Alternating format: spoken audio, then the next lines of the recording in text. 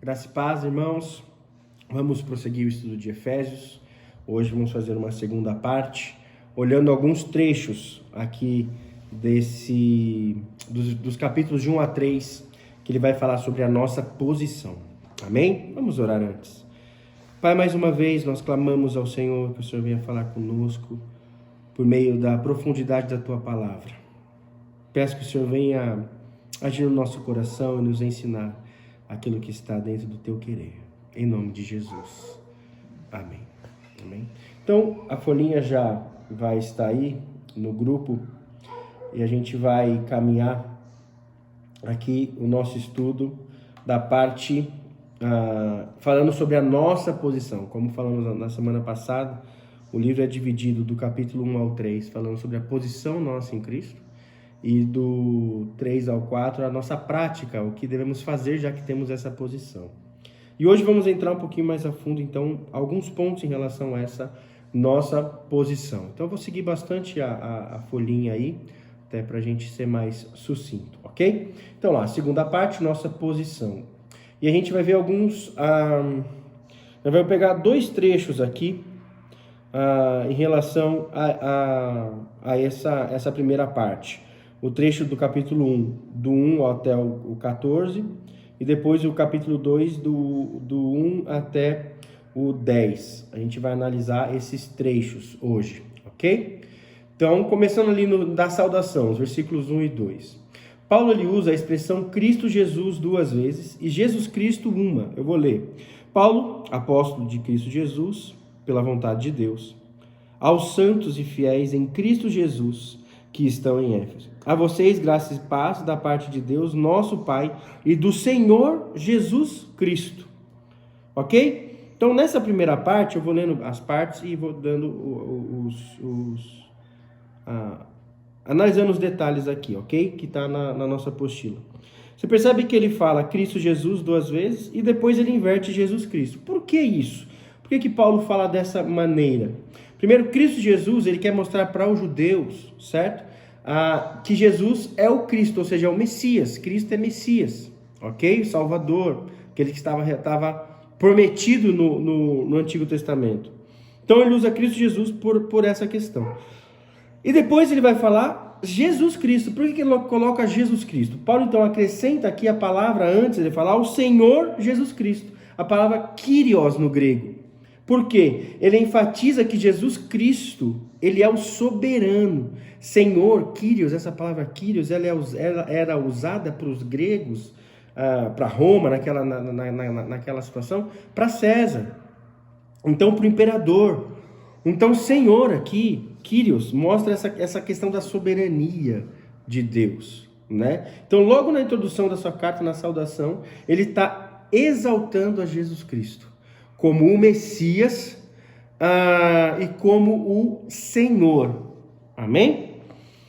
Então, seguindo aqui, outra observação B aqui na apostila. Paulo usa dois termos importantes para se referir aos crentes de Éfeso. Então, aqui em Jesus, e depois vai falar aos crentes de Éfeso. Primeiro ele fala santos, né? A vocês, graça e paz da parte de Jesus Cristo, nosso Senhor. Ele fala aos santos e fiéis em Cristo Jesus que estão em Éfeso. Primeiro, santos. Santo significa separado, dedicado aos deuses, a ideia no grego, né? Separado do pecado. Isso nos revela que, para Paulo, os crentes de Éfeso eram separados por Deus para cumprir o seu propósito, cumprir o propósito de Deus, ok? Santos são aqueles que foram separados do reino, das trevas e trazidos para o reino da luz, ok? Então, santo é isso, é separado por Deus. Para quê? Agora você não está mais nas trevas, você está à luz, a serviço do seu Senhor, Jesus Cristo. Separados para uma missão. Essa é a ideia dos santos. E fiéis, pistos. Fiéis, ser de confiança, fidedigno, confiante. Paulo destaca com essa expressão que aqueles crentes confiavam plenamente que Jesus era o Messias, o Senhor de suas vidas. A mesma forma que os habitantes ali de Roma, até os gregos, eles eram pistos, a César, fiéis a César, fiéis ao império. Paulo está chamando também dessa mesma palavra, usando essa mesma palavra para indicar a fidelidade que ele espera que nós, que confessamos Jesus como Senhor, tenhamos perante Cristo. Amém? Então essa é a primeira parte aí que a gente vai pegar esses detalhes nas saudações.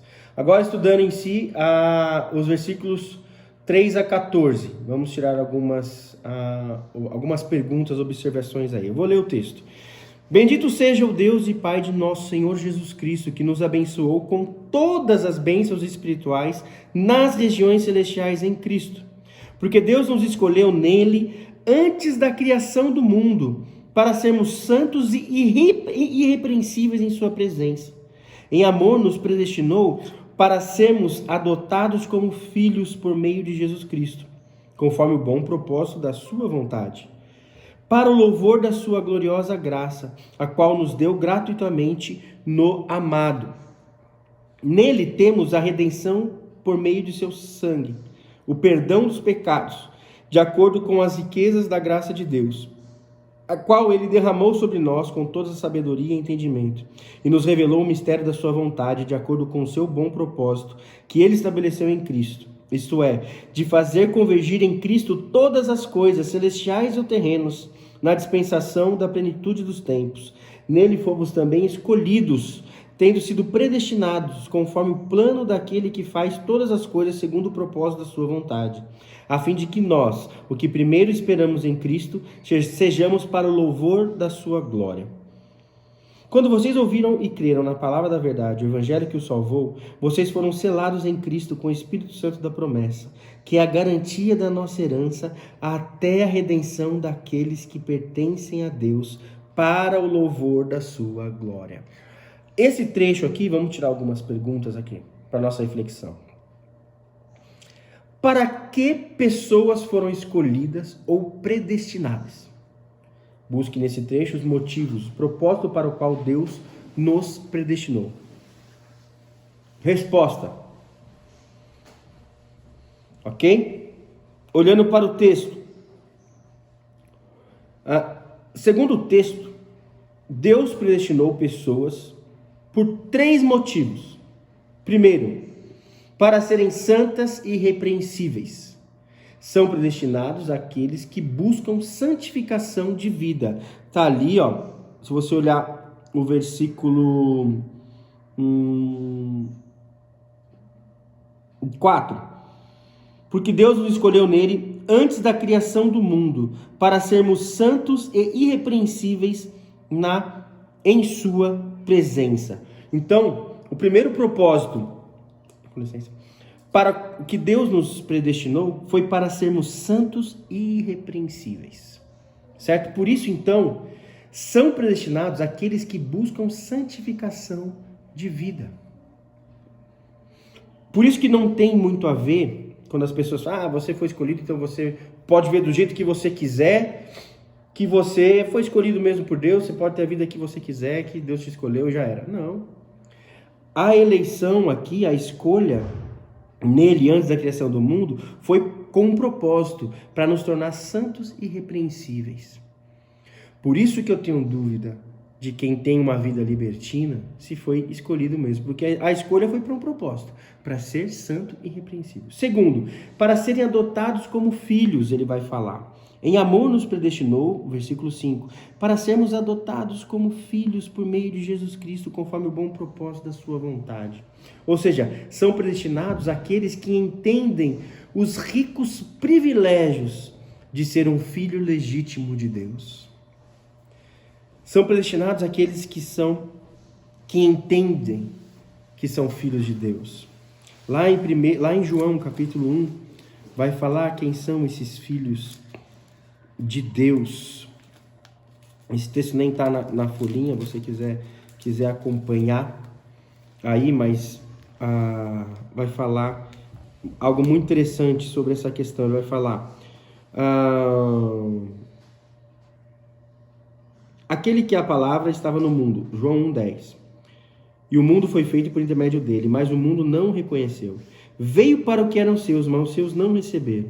Contudo, aos que receberam, aos que creram em seu nome, deu-lhes o direito de se tornarem filhos de Deus, os quais não nasceram por descendência natural, nem pela vontade da carne, nem pela vontade de algum homem, mas nasceram de Deus. Aos que receberam e creram em seu nome, ele deu o direito de se tornar filhos de Deus. Ou seja, somos adotados aqueles que creem em Jesus.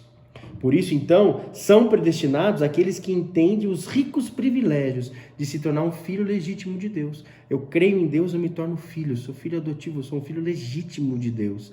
Ou seja, eu tenho que viver como filho. Eu tenho que manifestar as características de filho. E o filho ao qual é o nosso alvo, o nosso exemplo é Jesus. O filho exemplo de Deus é Jesus. Ou seja, se eu não vivo como filho de Deus, não vivo como Jesus, não posso garantir que ele me predestinou. Não posso garantir a minha predestinação, porque eu fui predestinado com o propósito de ser adotado como filho. Então tem um propósito. Deus a escolha de Deus não é aleatória, não é... Primeiro que ela é santa, ela é além da... Assim como a justiça, o amor e tudo de Deus é mais do que o nosso, a escolha de Deus também, ela é perfeita, ela é santa, ela é pura. Então, quando Deus escolhe quem? Os que são filhos, os que entendem que são filhos e os que são irrepreensíveis, né, na presença de Deus. E terceiro, aqueles que louvam, para o louvor da sua gloriosa graça. Essa expressão se repete no versículo 3, essa expressão se repete no versículo 12 e essa expressão se repete no versículo 14. Para o louvor da sua gloriosa graça. Ou seja, são predestinados aqueles que vivem uma vida de gratidão e louvor a Deus pela graça recebida.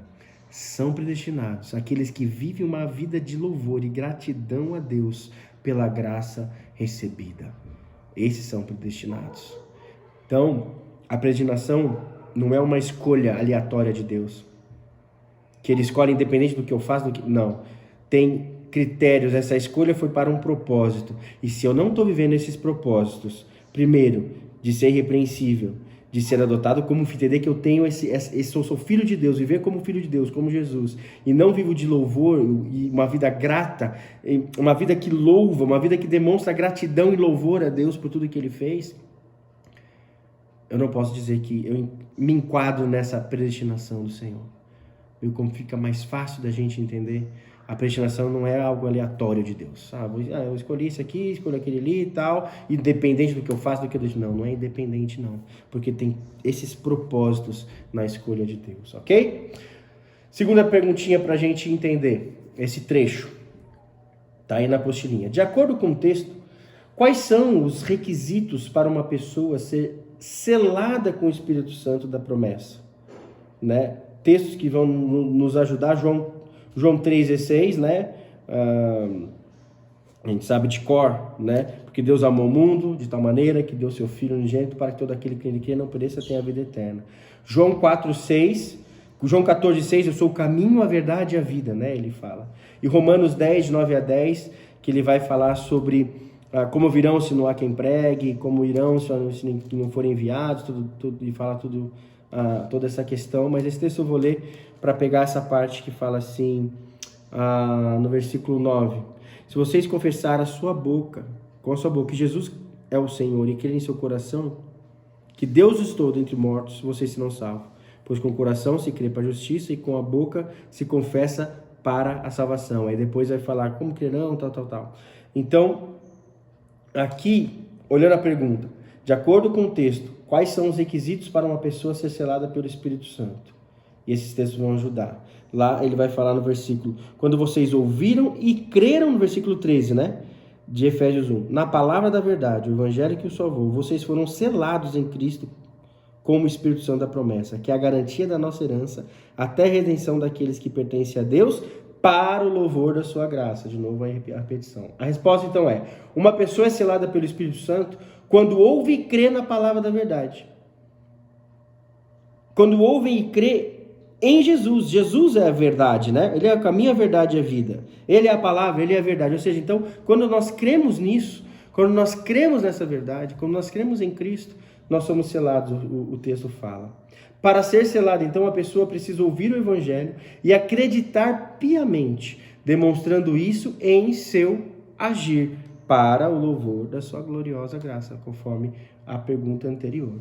Ok? Então, crer naquele que é a palavra e naquele que é a verdade, crer em Jesus, nos faz com que o Espírito Santo nos cele, que é isso que é a garantia da nossa redenção. Amém? Quando nós cremos, confiamos piamente em Jesus. Resumindo então esse trecho, Deus nos concedeu a bênção da salvação totalmente de graça. Por isso, para sermos selados com essa bênção, precisamos crer nele e assim viver como filhos legítimos que buscam a santidade, irrepreensíveis, né? Por meio de uma vida grata que louva sempre a Deus. Ok? Ficou o resuminho aí, tá na apostilinha, você pode acompanhar caso você não consiga pegar aqui, acompanhar todo o raciocínio, tem tudo escrito aí na apostila, ok? O segundo trecho que eu quero destacar hoje, e eu vou por trechos, porque é muito detalhe, né? Vamos ver se a gente consegue trabalhar todos os trechos aqui dessa carta, e eu quero pegar agora o trecho do capítulo 2, versículo 1 a 10, que diz assim: Vocês estavam mortos em suas transgressões e pecados, nos quais costumavam a viver quando seguiam a presente ordem deste mundo, e o príncipe do poder do ar, o espírito que agora está atuando nos que vivem na desobediência.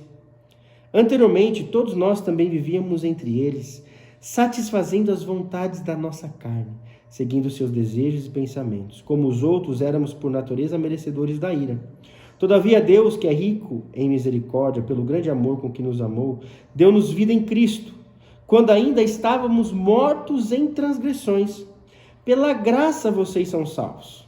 Deus nos ressuscitou com Cristo e com Ele nos fez assentar nas regiões celestiais em Cristo Jesus, para mostrar nas eras que hão de vir a incomparável riqueza de sua graça, demonstrada em sua bondade para conosco em Cristo Jesus. Pois vocês são salvos pela graça, por meio da fé. E isso não vem de vocês, é dom de Deus. Não por obras, para que ninguém se glorie, porque somos criação de Deus, realizada em Cristo Jesus, para fazermos boas obras, as quais Deus preparou antes para nós as praticarmos. Ok? Alguns detalhes desse texto importante que eu quero tirar em forma de reflexão em algumas perguntas. Primeira pergunta. Conforme o versículo 1 a 3, qual é a condição de todos os homens antes de conhecer a Cristo? Tem um texto de Efésios também aqui, o próprio Efésios, só para a gente acrescentar a pergunta, 4:17 fala assim: Assim eu lhes digo, e no Senhor insisto, que não vivam mais como gentios, que vivem na inutilidade dos seus pensamentos. Eles estão obscurecidos no entendimento e separados da vida de Deus por causa da ignorância em que estão. Devido ao endurecimento do seu coração, desviados por causa da ignorância em que estão, desviados do entendimento do seu coração. Tendo perdido toda a sensibilidade, eles se entregaram à depravação, cometendo com avidez toda espécie de impureza. Então, e o versículo 2 fala: Vocês estavam mortos em suas transgressões e pecados, nos quais costumavam a viver. O capítulo 2, versículo 1 a 3. Seguir a ordem deste mundo, do príncipe do poder do ar e tudo mais. Então, olhando isso, qual é a condição do homem? O homem sem Cristo está morto em suas transgressões e pecados. Ou seja, não há como ter nenhuma reação própria que o leve a sair voluntariamente dos seus pecados. O que significa isso? Morto age. Morto faz alguma coisa? Quem está morto, ele reage, ele tem alguma ação própria? Não, morto está morto. Morto não consegue fazer nada por si mesmo. Está morto, parou. O corpo dele não funciona mais. No máximo alguns espasmos ali, só durante algum tempo, mas depois já era, não tem nenhuma reação própria. Ou seja, e o texto fala, Paulo está falando, nós estávamos mortos. Ou seja, no que dependia de nós, no que depende de nós, o pecado nos mata. Ou seja, nós não conseguimos ter nenhum tipo de ação para com Deus. nenhum tipo de ação favorável para com Deus, nenhum tipo de busca a Deus, porque eu estou morto, e morto não faz nada. Por isso que lá, ou seja, não há como ter nenhuma reação própria que o leve a sair voluntariamente dos seus pecados. Além disso, há um espírito que atua nele, o prendendo nessa desobediência. Olha lá, nos quais costumavam viver seguiam a presente ordem deste mundo, o príncipe do poder do ar, o espírito que agora atua sobre os que vivem na desobediência.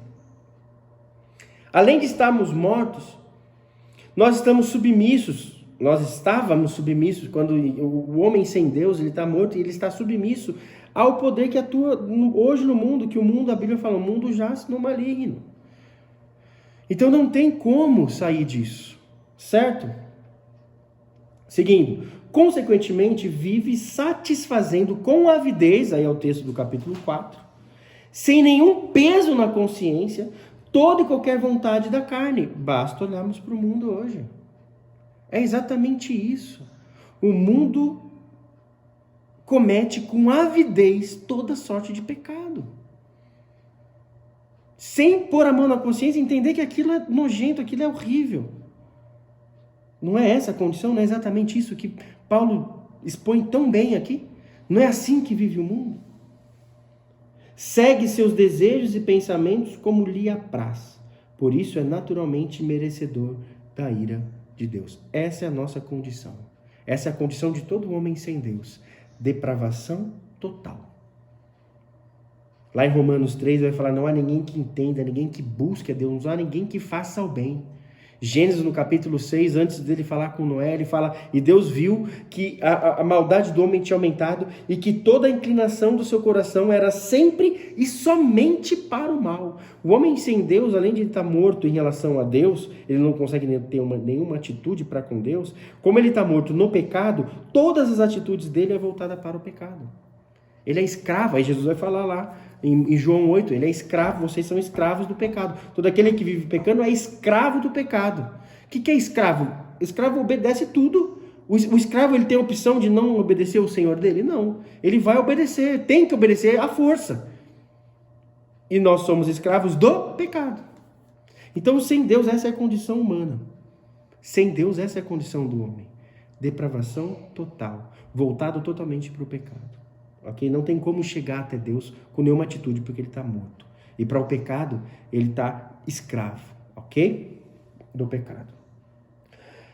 Segunda pergunta. Conforme o versículo 8, então, o que é a fé? Qual é a importância que ela tem para a nossa salvação, tendo em vista a nossa condição, conforme a pergunta anterior? Então, conforme o versículo 8, o que é a fé? O versículo 8 vai falar claramente. Pois vocês são salvos pela graça por meio da fé. Isto, a fé, não vem de vocês, é dom de Deus. Ou seja, a fé é um dom de Deus, um presente que ele nos dá de graça. Ou seja, assim é porque de graça, porque a gente está morto, a gente não consegue nada que a gente não consegue fazer nada para merecer a fé. Então a fé ela vem de graça. Por isso que a fé é de graça. Esse conceito é importante, pois nos revela que é somente por meio dessa fé que podemos ser salvos. Conforme vimos na pergunta anterior, o homem está morto e vivendo cegamente envolto em seu pecado. E como morto, não tem condição nenhuma de sair dessa situação. Vendo isso, Deus oferece totalmente de graça e por misericórdia o presente da fé para o homem. Com essa fé, o homem torna a viver. Assim, tem capacidade para não mais andar na total desobediência, mas sim agora na total obediência. Deus dá a fé. Morto, Deus joga em nós a fé. E com essa fé a gente pode olhar para Cristo, como a gente viu na pergunta anterior e na outra, né? A fé em Cristo, que nos sela ali com o Espírito, quando cremos em Jesus. Esse é o presente, a fé de poder olhar para Cristo e falar, Deus, eu creio em Ti, tem misericórdia de mim. A oração do publicano, batia no peito, não tinha nem coragem de olhar para cima e falar, Deus, tem misericórdia de mim, perdoa as minhas falhas. Fé para olhar para Deus e olhar para si e ver que você é escravo do pecado e falar, Deus, tem misericórdia de mim, me salva. E aí, ele, pela graça dele, ele te salva e te liberta. E conhecereis a verdade, e a verdade vos libertará, te liberta dessa dependência do pecado, te liberta dessa avidez em cometer o pecado. Você agora pode falar não para o pecado, você agora pode falar sim para Cristo, obedecê-lo totalmente. Ah, pastor, então a gente não peca mais? Claro que não, o pecado ainda está em nós.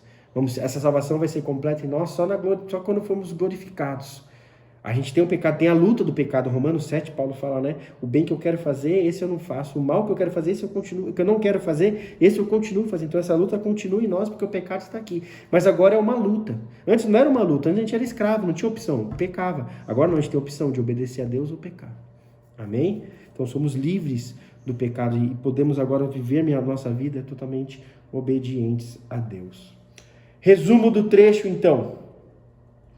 Nossa posição de salvos em Cristo depende exclusivamente do amor e graça de Deus, nos dando o dom da fé. Estávamos mortos em nossos pecados, ou seja, sem condições alguma de ter qualquer reação ou ação em prol da nossa salvação.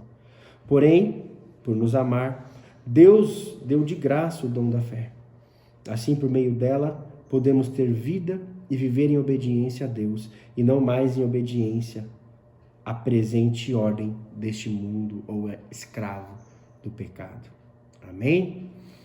Concluindo então, em Cristo passamos de graça da morte para a vida. Agora, vivos pela fé, precisamos demonstrar com gratidão quem é o nosso Senhor e Salvador. Amém? Que essa mensagem possa ficar no seu coração e que a gente possa, nesse tempo que estamos vivendo, glorificar Deus com a nossa vida, viver irrepreensível e santo na presença dEle, viver reconhecendo que somos filhos legítimos de Deus, assim como o Filho unigênito dEle, único gerado, e viver para a glória e honra do nome dEle, porque nós temos essa posição, Deus nos garantiu essa posição, e agora a gente precisa viver para isso, aplicar isso, para a honra e glória do nome dEle. Amém? Que Deus nos abençoe. Fica com Deus.